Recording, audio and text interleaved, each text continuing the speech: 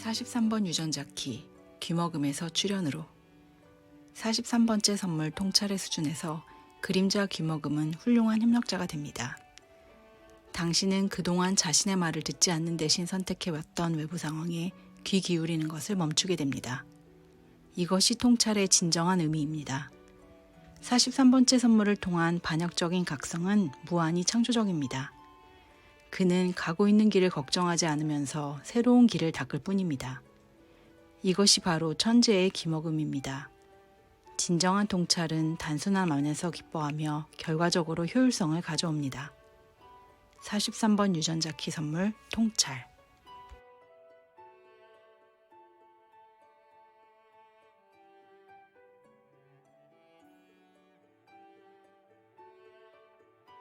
오늘은 43번 유전자 키 5번 라인의 날입니다. 안녕하세요, 라무입니다. 오늘은 저의 카드 뉴스 데뷔 날입니다.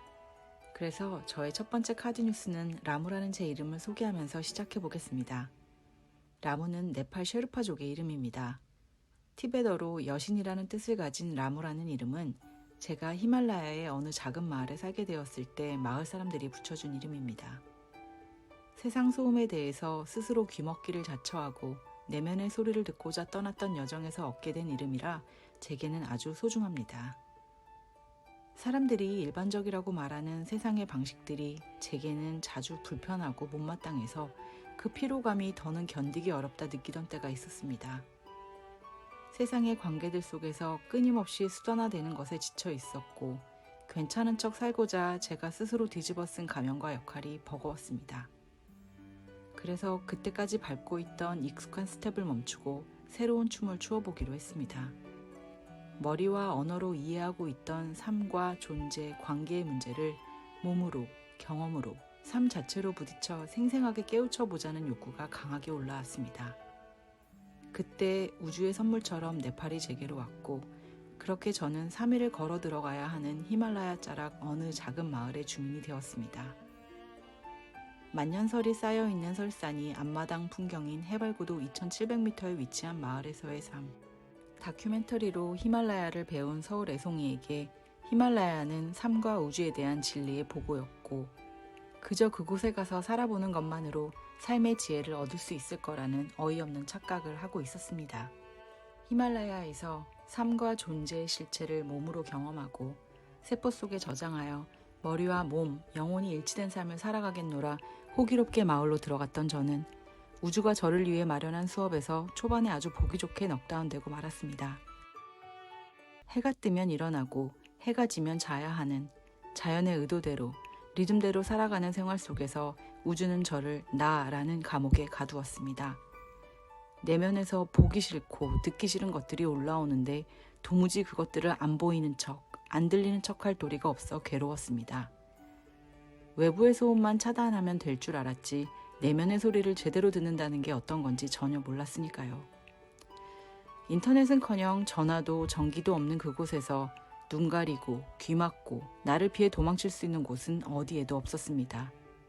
그 압력을 해소할 수 있는 방법이라고는 마치 들장미 소녀 캔디처럼 눈물 콧물 쏟으며 숨이 턱에 차오를 때까지 산을 뛰어올라 마을 꼭대기에 앉아 건너편 설산을 하염없이 바라보는 것뿐이었습니다.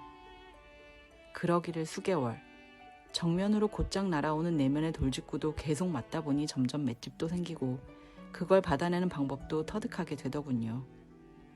히말라야는 제게 혹독한 훈련장이었고 그렇게 저는 하드코어 집중 코스로 외부의 소음에 귀 막고 내면의 소리를 듣는 법 기초편을 수련하여 라무가 되었습니다. 이제는 들어야 할 말을 제대로 알아듣는 귀머금 훈련 중급 단계를 수련하는 중입니다. 천재적인 귀머금의 예술은 듣지 않는 것에 있는 것이 아니라 제대로 알아듣는 것에 있으니까요. 히말라야에서의 제 삶은 그곳에 가기 전 가졌던 환상처럼 대단한 것으로 남아있지는 않습니다. 그저 그 시간을 살았던 것뿐이죠.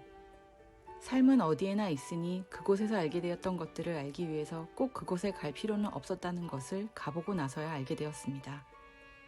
히말라야는 저의 파랑새인 셈입니다. 이제부터 어떤 장소도 나에게는 낯선 곳이 되지 않으리라는 것을 분명히 느꼈다. 사람 없는 호숫가 통나무집에 홀로 살면서 천재의 귀머금을 실천했던 소로우 씨의 말이 저의 생각을 대변하네요. 오늘 아침은 두려움 없이 라무가 되어보기로 선택했던 오래전 그 애송이에게 새삼 많이 고맙다는 인사를 전하고 싶습니다. 익숙한 스텝에 춤을 멈추고 내면에서 들려주는 낯선 리듬을 따라 새로운 춤을 추겠다는 무모함을 발휘해줘서 고맙다고 말입니다. 그리고 그 무모함을 이제는 창조적 반란이라고 부르겠다고 말해주겠습니다. 히말라야의 라무에게 좋은 대화 상대가 되어주었던 월드노스과의 소로우 씨의 말로 오늘의 카드뉴스를 마무리하겠습니다. 이 모든 시간과 장소와 사건은 지금 여기에 있는 것이다.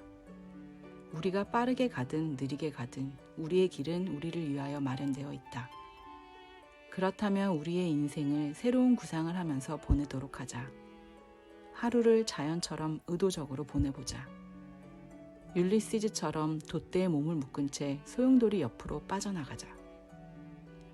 오늘 도바님들 모두 창조적 반란을 감행하는 하루를 보내시기 바랍니다.